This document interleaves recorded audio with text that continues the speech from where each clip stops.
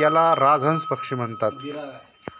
स्वामींनी जो दृष्टांत दिलेला आहे आपल्याला सूत्रपाठामध्ये, तो पक्षी पाहणं दुर्मिळ आहे, पण बच्चू कडूच्या बंगल्यावरती आजही राजहंस पक्षी पाहायला मिळतो.